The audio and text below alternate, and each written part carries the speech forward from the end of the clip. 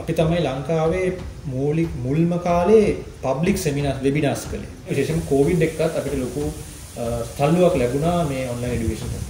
IT industry එක තමයි මම හිතන්නේ ලංකාවේ අඩුම පිරිවැයකින් ගොඩ දාන්න පුළුවන් ඉන්ඩස්ට්‍රි එක. ඒම අඩුම පිරිවැයකින් වැඩිම මුදලක් ගේන්න පුළුවන් ඉන්ඩස්ට්‍රි එක. හැබැයි ඔක දෙපැත්තක් තියෙනවා.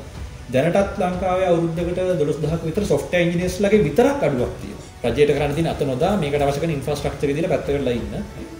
මගේ රට ලංකාව නෙමෙයි කියන්නේ. මගේ රට ලංකාව නෙමෙයි මගේ රට මුළු ලෝකෙම. ඒතර මුළු ලෝකෙම මගේ රට වුණාම මට පුළුවන් ඕනම තැනකින් ඕනම දෙයක් කරලා මගේ රටට සේවය කරන්න.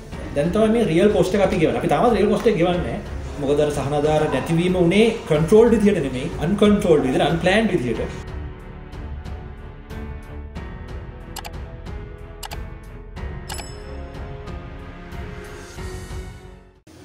ආයිබෝවන් ඉතින් ඔබට හැමදාම අලුත් දේවල් අරගෙන එන අපි නිම් තෙරපි අදත් ආව සුපුරුදු විදිහටම අලුත් දෙයක් අරගෙන වීඩියෝ එකකින් ඉතින් අද අපි කතා කරන්න බලාපොරොත්තු වෙන්නේ විශේෂ පුද්ගලයෙක් එක්ක. ඔබ අපි කවුරුත් අහලා තියෙනවා elearning.lk කියන educational platform එක. ඉතින් මේ elearning.lk කියන educational platform එකේ නිර්මාතෘවරයා ඉන්නවා අද අපිත් එක්ක කතා බහ කරන්න. අපි ඔහුත් එක්ක කතා බහ කරලා බලමු මේ අපේ වගේ රට මුහුණ දීලා තියෙන තත්ත්වයක් ඇතුලේ කොහොමද අපි ඉස්සරහට යන්නේ මේ තත්ත්වෙන් අපිට ගොඩ එන්න මොන වගේ දේවල්ද කරන්න පුළුවන් කියන එක සම්බන්ධයෙන් කතා කරන්නත් බලාපොරොත්තු වෙනවා. ඉතින් අපි මුලින්ම එතුමාව පිළිගමු. එතුමා නමින් සංජය ඇල්විටිකල. ඉතින් සංජය ඇල්විටිකල මහත්මයා ඔබතුමාව ආයිබෝන් කියලා අපි පිළිගන්නවා නිම්තර YouTube channel එකට. මුලින්ම ඔබතුමා ගැන අපි පුංචි පැහැදිලි කිරීමක් කළා ඉමු. මොකද අපේ මේ වීඩියෝ එක බලන අයට ඔබතුමා ගැන කරන පැහැදිලි කිරීම සෑහෙන ප්‍රයෝජනවත් වෙයි කියලා මම හිතනවා. ඔව් මම ව්‍යවසායකයෙක්. විශේෂයෙන් ඉතින් මම ගැන කියන්න තියෙන්නේ සාමාන්‍යයෙන් ව්‍යවසායකත්වයට කෙනෙක් එළඹෙනකොට යම් කිසි දෙයක් ඒ පිළිබඳ දැනුවත් වීමකින් එහෙම නැත්නම් ඒ පිළිබඳ ආසාවකින් තමයි ඉදිරිපත් වෙන්නේ. ඉතින් මටත් දැනුවත් වෙන්න නැතුණත් ආසාව තිබ්බා. ස්කෝලෙන් අයින් වෙච්ච ගම 2005 2006 වසරවලදී ස්කෝලෙන් අයින් වෙච්ච ගම මුලින්ම කරේ ව්‍යවසායකත්වය. මගේම ආයතනයක් පටන් ගන්න මගේ යාළු කීප දෙනෙක් එකතු වෙලා. ඉතින් ඒක සාර්ථක වුණා අද වෙද්දී. ඊට අමතරව අලුත් දේවල් හඹා යන අලුත් දේවල් හිතන්න අලුත් දේවල් කරන්න උත්සාහ කරනවා.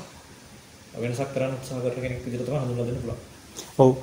දැන් මම මේ වීඩියෝ එකේ ඔබතුමාව හඳුන්වලා දෙනකොටම කිව්වා elearning.lk ගැන. ඔබතුමා තාම මොනවද මේ වගේ ආරම්භ කරලා තියෙන ව්‍යාපාර ආයතන? ඔව් ව්‍යාපාර අදහස් කීපයකටම අපි අත ගැහුවා. ඔක්කොම සාර්ථක වුණේ නැහැ. සාර්ථක වුණු ප්‍රධාන වශයෙන් දෙකක් තියෙනවා. එකක් තමයි ඔය Maya Creations කියන ආයතන maya.lk කියලා කියන. ඒක digital marketing software development company එකක්. ඒකට අවුරුදු 16කට කිට්ටුයි දැන්. ලංකාවේ ඉන්න ලොකුම කම්පැනිස් එකක් අපි වැඩ කරනවා.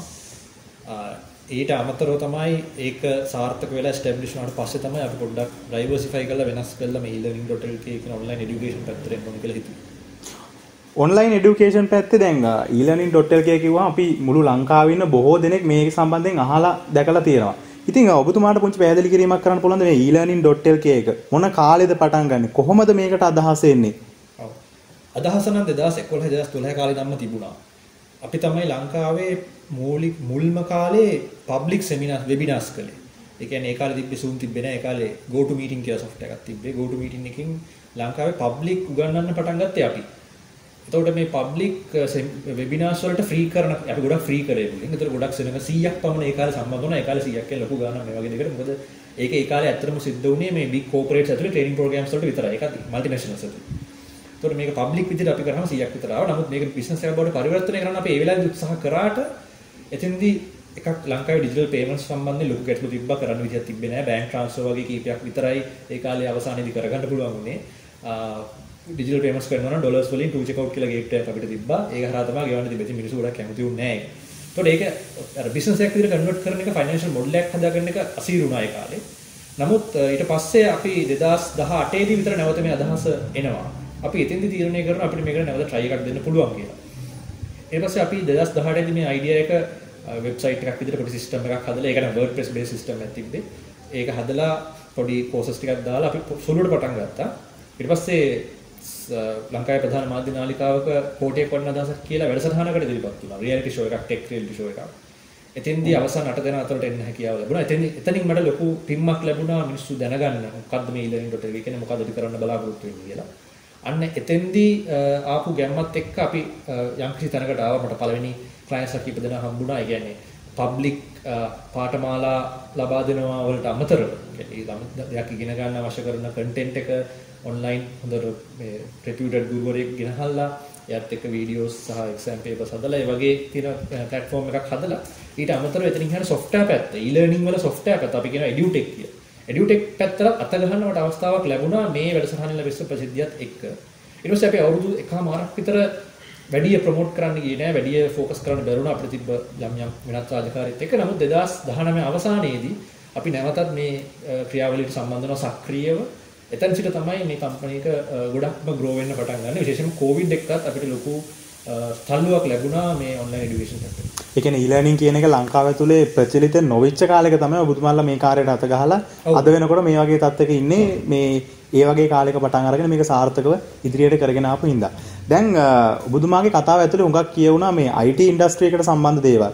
software ගැන කියවුණා, online education ගැන කියවුණා, විවිධාකාර platforms ගැන කියවුණා.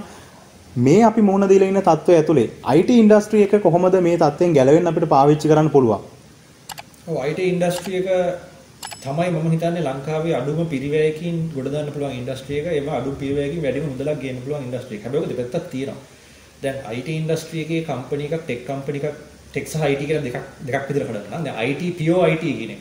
business application development කියලා පැත්ත අපි සාකච්ඡා කරොත් ගොඩක් වෙලාවට අපිට software engineers ලා ඕනේ, UX UI designers ලා ඕනේ, project managers ලා ඕනේ, analysts ලා ඕනේ, QA engineers ලා ඕනේ, වගේ customer relationship management ඕක කට්ටියක් ඕන ටීම් එක. ඊට පස්සේ ඒකට අවශ්‍ය කරන computer සහ internet ඕන. ඔක තමයි basic.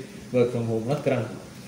නමුත් එතෙන්දී අපිට සමහර software tools ගබා ගන්න දැන් අපි MS Office ගන්න ගියත්, Windows ගන්න ගියත්, Adobe tools set එක ගන්න ගියත්, මොනවා ගන්න ගියත්, Zoom ගන්න ගියත් අපිට ලංකාවෙන් එළියට යම්කිසි payment එකක් කරන්න ඩොලර් payment එකක් කරන්න. ඒතකොට මේ IT ඉන්ඩස්ට්‍රි එකට යම්කිසි මුදලක් ලංකාවෙන් එළියට යනවා.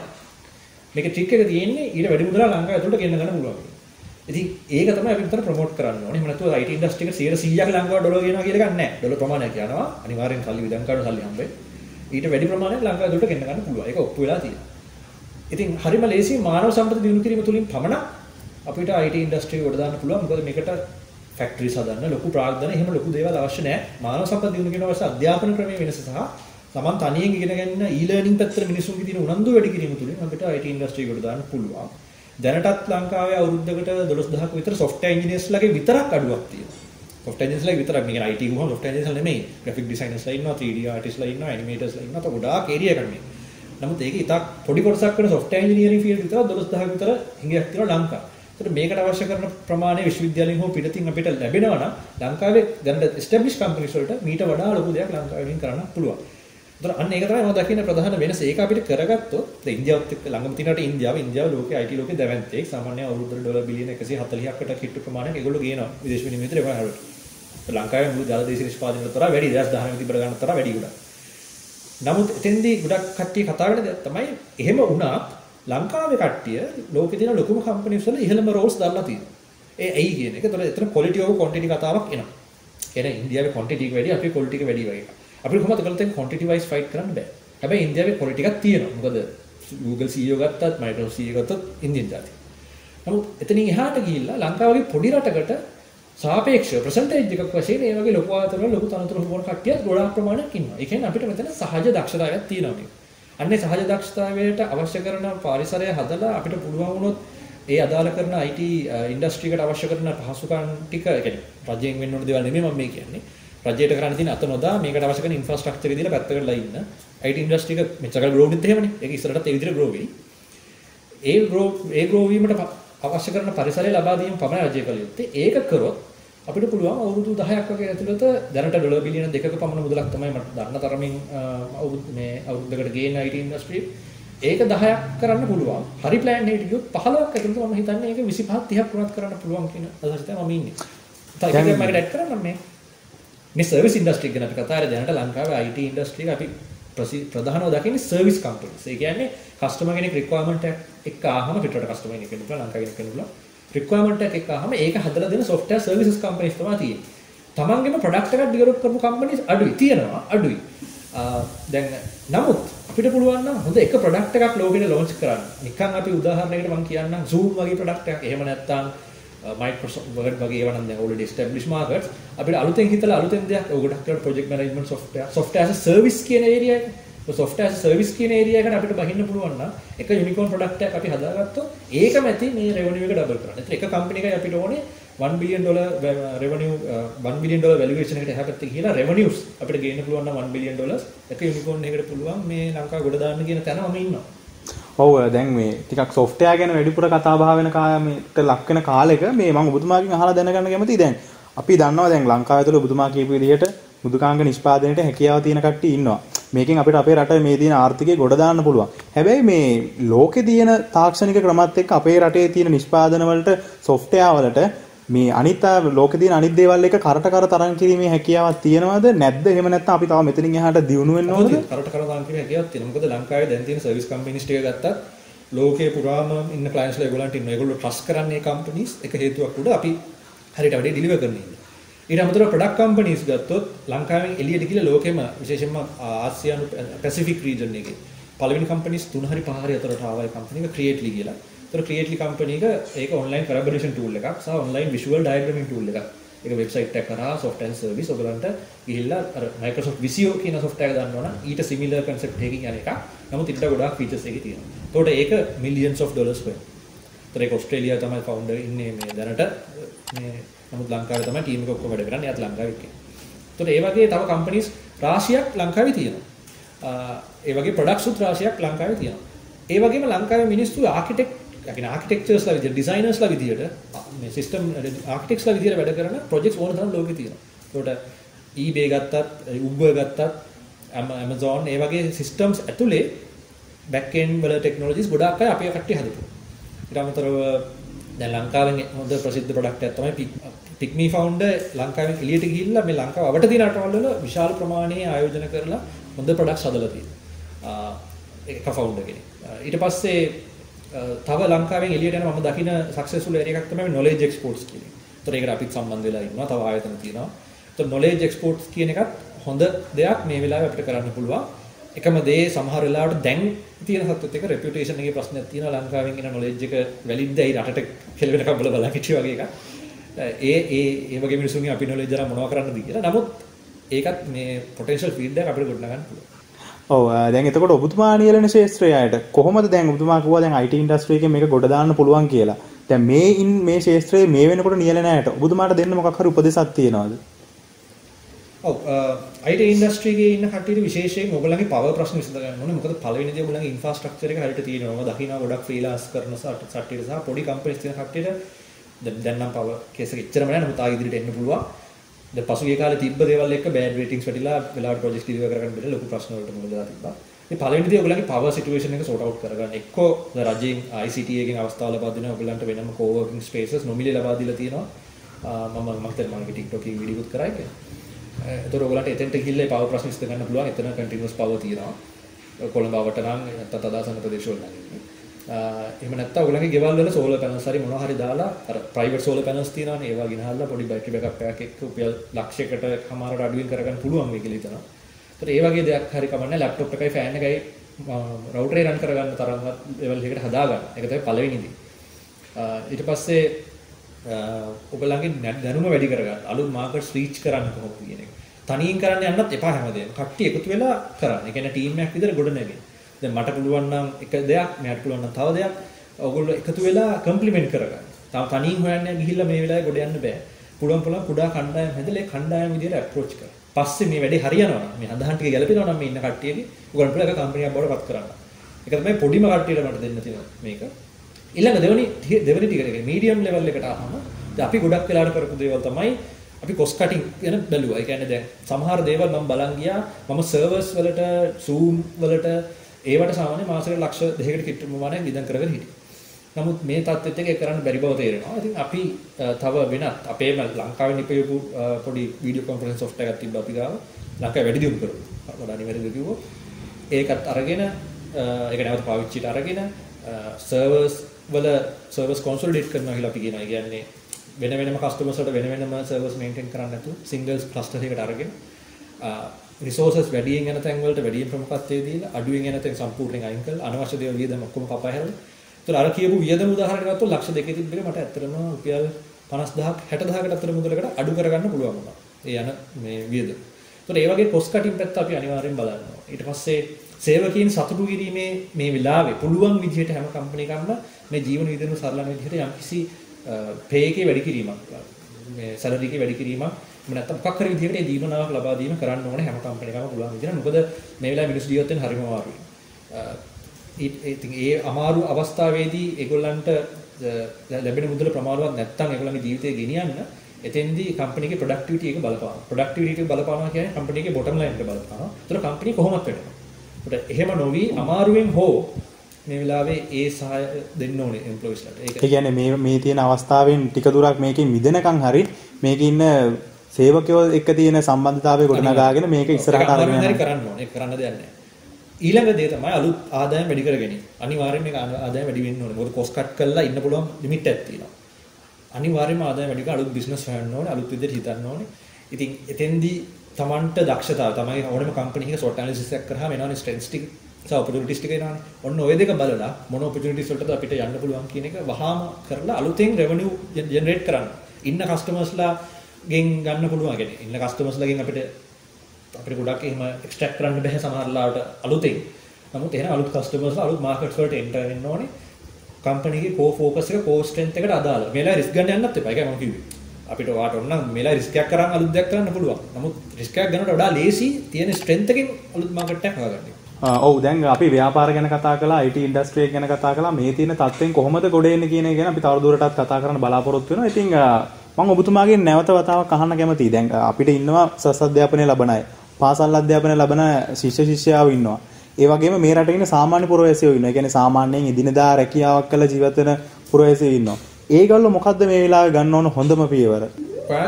මෙහෙමයි. දැන් ඔක මම සාමාන්‍යයෙන් ඔක දෙවිදිහකට දකිනවා. සමහර කට්ටිය මේ වෙලාවේ රට යන්න මට ඒක වැරද්දක් කියන්න බෑ. ඒක අනිවාර්යයෙන්ම ඔයගලන්ගේ කැමැත්ත ඔයගලන්ට ඒකට යන්න පුළුවන්. මමත් කියන්නේ යන්න පුළුවන් නම් යන්න. ගිහිල්ලා හැබැයි මම දන්නේ ලංකාවේ සිස්ටම් චේන්ජ් වෙයිද නැද්ද කියලා. නමුත් එහෙ ගිහිල්ලා එහෙ ස්ටැබ්ලිෂ් වෙන්න. එහෙ ඩොලර් වලින් හම්බ කරන්න මෙහෙට සල්ලි වන්න ඔයගලගේ ලබ්ඩ් වන්ස් මෙහෙ ඉන්නේ. නමුත් එහෙ අපිට හොඳ රැකියාවක් කළා හොඳට ඉගෙනගෙන කරන දේ කැපවීමෙන් කරලා ලොකු තැනකට එන්න පුළුවන් නම් ඒකම සාර්ථකත්වයක්. එතකොට ඒක ලංකාවෙන් ඇතුළේද ලංකාවේ එළියද කියන එක අදාළ නැහැ. මම ඇත්තටම දැන් මේ අර්බුදෙත් එක්ක විශේෂයෙන්ම ලංකාවේ අර්බුදෙත් එක්ක ඉච්ඡා බංගදරපත් වීම සාමාන්‍ය ඒක මටත් තියෙනවා.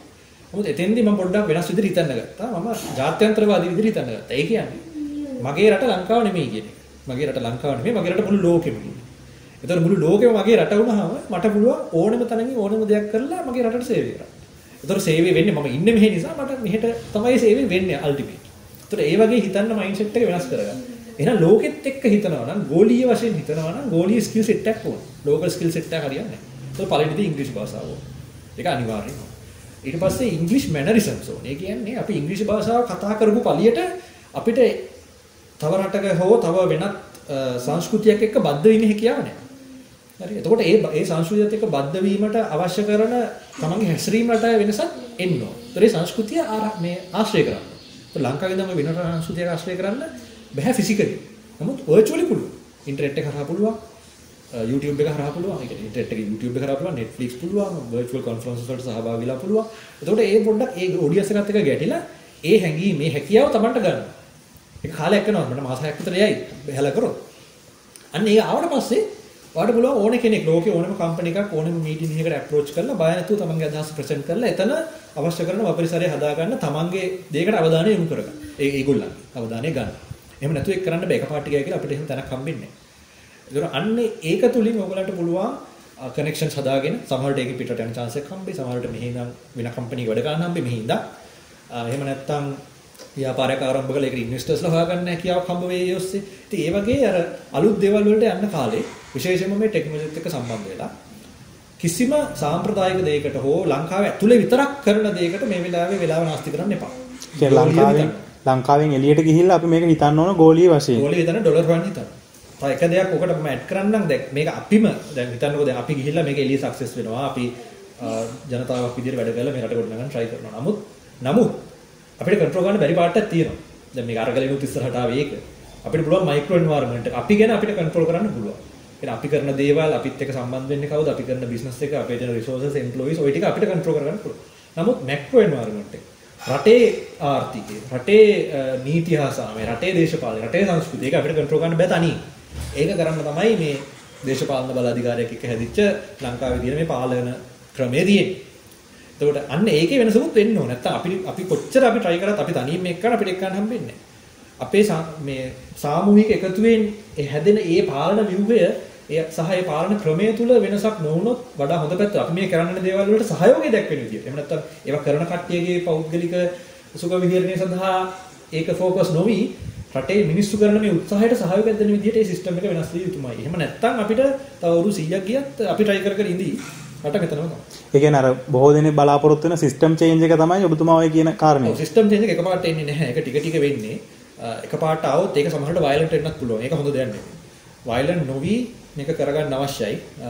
එතෙන්දී අර මිනිස්සුන්ගේ දැනුවත්භාවය ඉතාල වැදගත්. ඉතින් මම ගොඩාක් කතා කරන්න දවස් දෙකක් වුණත් මේ මෙතන එක නවත්තන්න මේක සාකච්ඡාට දාන්න තියෙනවා. දැන් මම ඔබතුමාගෙන් ආයි ප්‍රශ්නයක් අහන්න කැමතියි. මේ දැන් අපේ සමාජයේ ඉන්නවා හුඟක් පල්ලෙහාම මට්ටමේ ඉන්න කොටාසයක් ඉන්නවා. ඒ කියන්නේ මේ මිනිස්සු තමන්ගේ එදිනෙදා කරන රැකියාවෙන් තමයි තමන්ගේ ජීවිතේ ගැට ගහගන්නේ. මැටි කර්මාන්තයෙන් වේවා මේ ඉදල් කොසු හදලා වේවා මේ වගේ බොහොම ඒ කියන්නේ තමන්ගේ ජීවිතේ එදිනෙදා ගැට ගහගෙන ගියපු කොටාසයක් ඉන්නවා. ඉතින් මේ ඉන්න පිරිසට මොකද වෙන්නේ මේ තියෙන අර්බුදෙත් එක්ක ඒගොල්ලෝගේ හම්බෙච්ච රජෙන් හම්බෙච්ච සහනාධාර වගේ දේවල් නැති වෙලා තියෙනවා. ඉතින් මේ කට්ටියට මොකද මේ වෙලාවේ කරන්න පුළුවන් සහ මේකෙන් මේගොල්ලන්ට ගැලවීමක් තියෙනවද? මේගොල්ලෝ මෙතනින් එහාට මොකද කරන්න ඕන මේ තත්ත්වෙන් ගොඩ එන්න? මම කොහෙද සංඛ්‍යාලේඛනයක් දැක්කා දරිද්‍ර ත්‍රාවයෙන් ඉන්න කට්ටියගෙන් 70% සමුද්දි දෙනවා. ඊට අමතරව මෙතෙක්කල් අපිටත් ලංකාවේ ඉන්ධන වියදමින් සහනාධාරයක් ලැබිලා තිබුණා. විදුලි බලය මණ්ඩලයෙන් ලැබෙන විදුලියට සහනාධාර තිබ්බා. ජලයට සහනාධාර තිබ්බා. මේ හැම දෙයකටම සහනාධාර තිබ්බා. අපි සහනාධාර මත ලැබෙන ආර්ථිකය තමයි හිටියේ. දැන් මේක මේ අලුතෙන් ඇතිවෙච්ච තත්ත්වෙත් එක්ක සහනාධාර දෙන්න බෑ. දැන් තමයි මේ රියල් කොස්ට් එක අපි ගෙවන්නේ. අපි තාමත් රියල් කොස්ට් එක ගෙවන්නේ නැහැ. නමුත් අපිට යම් දේවල් වලට රියල් කොස්ට් එක ගෙවන්නලා තියෙනවා. සමහර දේවල් වලට අනවශ්‍ය කොස්ට් එකක් ගෙවන්නලා තියෙනවා මේ උද්දවණෙත් එක්ක වු ප්‍රශ්නේ. ඒක පොඩ්ඩක් පැත්තකට තියලා මම අර පොඩිම මිනිහා ගාවට නැවත ආවොත් දැන් මම දකිනවා යම් ව්‍යාපාරිකයෝ උත්සාහ කරනවා ගමට ගිහිල්ලා ගමේ තියෙන දේශීය කර්මාන්ත නගා සිටුවා. මේක අපි අහලා තියෙන අවුරුදු 10ක් 20ක් විතර තිස්සේ මේක අහලා තියෙනවා. දේශීය කර්මාන්ත නගා සිටුවා. නමුත් නගා සිටුච්ච කර්මාන්තෙකුත් නැහැ. ඒකට හේතුව තමයි මම දකින විදිහට මේ මිනිස්සු දැන් උදාහරණයකට මේ ළඟදී එක්තරා මහත්මයෙක් ගිහිල්ලා ප්‍රසිද්ධ මහත්මයෙක් ඔහු ගිහිල්ලා මේ මැටි කර්මාන්තේ නගා සිටවන්න උත්සාහයක් දානවා ගමේ. ඒතර ඔහුත් එක්ක කතා කරාම මට ලැබිච්ච ෆීඩ්බැක් එක තමයි ගොඩක් තැන්වලදී ගමේ මිනිස්සුන්ට යම් කිසි විදිහකට දැන් මේ තුමට හැකියාව තියෙනවා බිස්නස් ගේන්. ඕඩර්ස් ගේන් පිටරටින් පව ඕඩර්ස් ගේන්. නමුත් ගමෙන් ඒකට අවශ්‍ය කරන සප්ලයි එක ලැබෙන්නේ නැහැ. දෙකක්. ඒ කියන්නේ එක පුද්ගලයෙකුට හැකියාව තියෙන දෙකක් තුනක් හදන්න දවසකට. නමුත් ඕඩර් එක එන්නේ 1000ක 1000ක ඕඩර් ක්වොන්ටිටි එක. ඒතර මේ ලොකු ක්වොන්ටිටි එකක් සප්ලයි කරගන්න හැකියාවක් නැහැ. ප්‍රධාන හේතු කීපයක් තියෙන එකක් ඒ අවශ්‍ය කරන යන්ත්‍ර සූත්‍ර නැතිකම. දෙවෙනි එක මේ මිනිස්සුන්ට අවශ්‍ය කරන දැනුම නැතිකම. දැනුම නම් දෙන්න පුළුවන් කියමු. ඊටත් වඩා ප්‍රශ්න තමයි ඕනකම නැතිකම. එහෙනම් මොකද්ද ඕනකම නැතිකම කියන්නේ? ඕනකම නැතිකම කියන්නේ අපි කම්ෆර්ටබල් ලයිෆ් ස්ටයිල් එකට පුරුදු වෙලා ඉන්නවා. ඒ කියන්නේ අපි හිතනවා මේක කම්ෆර්ටබල් ලයිෆ් ස්ටයිල් නෙමෙයි. නමුත් අපි හිතනවා එදා වේල කන්න පුළුවන් වුණා නම් ඒ ඇති මට සවයි වෙන්න කියලා. ඒ ඔස්සේ ඒගොල්ලෝගේ අවශ්‍යතාවයට සරලව නිෂ්පාදනය පමණයි කරන්නේ. එතකොට ඒගොල්ලෝ ඒ අවශ්‍යතාවයට සරලව නිෂ්පාදනය පමණක් කරන නිසා ඒගොල්ලන්ට ලැබෙන මුදල, ඒගොල්ලන්ට ලැබෙන ජීවිතයේ ගුණාත්මකභාවය හරි අඩුයි. නමුත් ඒගොල්ලෝ සංසන්දනය කරන්න යමක් නැති නිසා ඒක හොඳයි කියලා හිතනවා. දැන් තමයි හරි කොස්ට් එක මේ ප්‍රොඩක්ට්ස් ඇන්ඩ් සර්විසස් වලට අපිට ගෙවන්නලා තියෙන්නේ. එතකොට තේරෙනවා මට ගෙවන්න සල්ලි නෑ. අපිට සහනාධාර ලැබෙන්නේ නැහැ තවදුරටත්. එහෙනම් මම මොකද කරන්නේ? දැන් මට සීදී නසා ගන්න නැරෙන්න වෙන උපක්‍රමයක් එකක් නැහැ. ඒක ඇත්තටම මේ මයින්ඩ්සෙට් එකේ වෙනසක් අත්‍යවශ්‍යයි. දැන් අපි ගමු වෙන රටවල් උදාහරණයකට කොරියාවට ගිය ලංකාවේ මිනිස්සු ගැන හිතන්නකෝ. ඉතාලිය, ජර්මනි, ජපාන මේ මොන රට ගත්තත් අපි දකිනවා මේ විශේෂයෙන් මේ රටවල ගිය ශ්‍රී ලාංකිකයෝ කියනවා එක දිගට වැඩ කිසිම මේ කියන්නේ පොඩ්ඩක්වත් නැගිටලා යන්න ටයිම් එකක් නැහැ වෙන තමන්ගේ පෞද්ගලික දෙයකට කාලසටහන කරනවා එක දිගට යන්ත්‍ර වගේ වැඩ කියලා. ඔක කොහොමද කියනවා? ඒ ඇයි ඒ රටවල ඔය සහාධාර සංකල්පේ නැහැ. තමන්ට ලැබෙන දේට තමන් ගෙවන්න. ඒ හරි ගාන ගෙවන්න. ඒතර හරි ගාන ගෙවීමේදී ඒකට හරියන වැඩ කරන්න. ඇයි අපි earning එක වැඩි කරගන්න. අනිවාර්යයෙන්ම ලංකාවේ දැන් අපිට earning එක වැඩි කරගන්න අවශ්‍යයි. ඒතර මේ earning එක වැඩි කරගන්නවා කියලා කියන්නේ අනිත් පැත්ත කල්පනා කරලා බලන්න. අපි මෙච්චර කාල ඉඳලා තියෙන්නේ භාගයක් earn කරපු තත්ත්වයක. ඒ කියන්නේ අපි මෙච්චර කාල සහනාධාර මත යපුණා කියන්නේ ওই සහනාධාර ටික එකතු කරලා මාසාන්තිවල බලන්නකෝ. සමහර විට අපිට ලැබෙන වැටුපට වඩා අපි සහනාධාරන. ඒ කියන්නේ මොකද්ද? අපි භාගයේ වැඩ කළා තියෙන්නේ. අපි වැඩ කරන්න ඕන ප්‍රමාණය අපි භාගයේ වැඩ කළා තියෙන්නේ. දැන් මේ අනිත් භාගය එමින් පවතින කාලය. ඒතකොට මේ භාගයට හරියට අපි වැඩියෙන් වැඩ කරන්න ඕනේ කාර්යක්ෂමව බුද්ධිමත්ව උනන්දුවෙන් වැඩ කරන්න. ඒතකොට මේ වැඩ කිරීම හරියට හදාගන්න මේ විශේෂයෙන් මේ කුඩා මේ කමියුනිටිස් වලට දෙන්න දෙන පණිවිඩ එකතු වෙලා හරි වැඩ කරන්න. තාවකාලිකව කමියුනිටි කිචන් වගේ concept තියෙනවා. ඒවා හොඳයි. ඒ කියන්නේ තාවකාලිකව මාස දෙක තුනක් මේක පැන ගන්න මේ මොකක් හරි ව්‍යාපාරයක් හරි මොකක් හරි මේ ප්‍රොඩක්ෂන් එකක් ගමේ තුල ඇති කරගන්න. ගොවිතැන පවා ගොවිතැන හෝ ගම තුල ඇති කරගන්න අවශ්‍ය කාලය වෙනකන් කාලෙදල ඉන්න එක. ඒකට අවශ්‍ය කරන සපෝට් එක ඔය කමියුනිකේෂන් කියන concept එක ඇතුළේ තාම හොඳයි. නමුත් ඒක සදාකාලිකව අරන් යන්න බෑ. ඒකත් සහනාධාරයක් විදිහට දකින්න එපා. ඒකෙන් පස්සේ එළියට ඇවිල්ලා ඕගොල්ලෝ අර මාස දෙකක් තුනක් ඇතුළත මොකක් හරි විදිහකට සස්ටේනබල් වැඩකට අත ගහලා සස්ටේනබල් කියන්නේ ධර්මීය. ඒ කියන්නේ නැවත නැවත උත්පාදනය කළ හැකි වැඩකට. වගාව ඒ වගේ එකක් සස්ටේනබල් සෝලර්, ෆින්ඩ් ඒ වගේ ජෙනරේෂන් ඒ වගේ තව දේවල් ඒ වගේ දෙයකට අත ගහලා ඒ තමන්ගේ ජීවිකාව හදාගන්න මාස දෙකක් තුනක් ඇතුළත මේක අනිවාර්යයෙන්ම කරන්න ඕනේ. අර රටවල් වල තත්ත්වෙට අපි කවදා හරි පත් වෙනවා. ඒ කියන්නේ සහනාධාර වලින් යැපිච්ච ආර්ථිකය අපි දැන් ඉවර වෙලා තිනවා. දැන් අපිට සිද්ධ වෙනවා මෙතනින් එහාට අපිට නියම වටිනාකම ගෙවලා අපිට අපි ලබා ගන්න භාණ්ඩ හා සේවා ටික ලබා ගන්න. ඉතින් ඒ වෙනුවෙන් වැඩිපුර වැඩ කරන්න සිද්ධ වෙනවා කියන එක තමයි ඔබතුමා මේ කතාවෙන් කියන උත්සාහ කරන්නේ. දෙගුණයක් වැඩ කරන්න වෙනවා. මොකද අර සහනාධාර නැතිවීම උනේ කන්ට්‍රෝල්ඩ් විදිහට නෙමෙයි, අන්කන්ට්‍රෝල්ඩ් විදිහට, අන්ප්ලෑන්ඩ් විදිහට. ඒකවල ශනිකව හිට් එක එනවා. ඒතර ඒ හිට් එක දරා ගන්න බැරි එක තමයි මේ රටේ තියෙන මේ ප්‍රශ්නේ. ඒ හිට් එක දරා ගන්න මුදල් තියන අය මේ වෙලාවේ ඉදිරිපත් වෙන්න ඕනේ. පිටරටින් ශ්‍රී ලාංකිකයෝ යම් යම් කාරණා වලට ලංකාවේ විශේෂම බෙහෙත් නැති තැන් වලට වගේ උදව් කර යුතුයි. එහෙම නැත්නම් මිනිස්සු මැරුණාට පස්සේ මොනවා සිස්ටම් චේන්ජ් එකක් කරන්නේ නැහැ. හැබැයි ඒකෙන් කියන්නේ නැහැ සම්පූර්ණයෙන්ම මේ සිස්ටම් එක ඇක්සෙප්ට් කරන්න කියන එක කොයි වෙලාවකවත්. ඒක වෙනස් විය යුතුයි. ඒ වෙනස් වෙන්න අවශ්‍ය කරන කාලය වෙනකන් අපි මේක අල්ලන් ඉන්න ඕනේ. ඊට පස්සේ අපි වගේ අපි ඒ අදාළ earning එක කරගත යුතුයි. ඔව් මෙතනින් එහාට මේ ප්‍රශ්නේ ගොඩ එන අපිට ශ්‍රී ලාංකිකයෝ විදියට කරන්න ඕන සියලුම දේවල් මෙතුමා බොහොම විස්තරාත්මකව අපිට පැහැදිලි කරා. ඉතින් ඒ වෙනුවෙන් ඔබතුමාට බොහොමත්ම ස්තුතියි අපිට මේ සාකච්ඡාවට සම්බන්ධ වෙලා මේ තත්ත්වෙන් අපිට ගොඩ එන්න අවශ්‍ය කරන සියලුම දේවල් බොහෝ ප්‍රායෝගික ආකාරයට කියලා දුන්නාට. ඉතින් ඔබට මේ කාරණා වලින් ගන්න තියෙන දේ තමයි අපි ලංකාව ඇතුළේ හිටියට මේ ලංකාව තුල හිටියට අපි මේ ලංකාවේ අපේ සිතුවිලි දේවල් අපි හිතන දේවල් අපි වෙනස් විදියට හිතන දේවල් මේ රටෙන් එළියට ගෙනිච්චොත් අපිට මේ අර්බුදේ ජය ගන්න පුළුවන් කියන එක තමයි මේ කතාවේ අපිට සාරාංශ විදියට ගන්න තියෙන්නේ. ඉතින් ඔබ සියලු දෙනා මේ මොහොතේදී තමන්ගේ හිතේ තියෙන කුමන හෝ අදහසක් බොහොම කල්පනාවෙන් යුතුව ක්‍රියාත්මක කළොත් එහෙම අපිට පුළුවන් මේ අර්බුදේ ජයගෙන මෙතනින් ඉස්සරහට ගෙනින්න අපේ රට ලෝකයේ තියෙන ප්‍රබලම රටක් බවට පත් කරන්න. ඉතින් මේ වගේ ඔබට ප්‍රයෝජනවත් වෙන වීඩියෝවක් නැවත අපේ නිම්තර YouTube channel එකෙන් ඔබට අරගෙන එන්න බලාපොරොත්තු වෙමින් අදට අපි සමුගන්නවා. ආයුබෝවන්.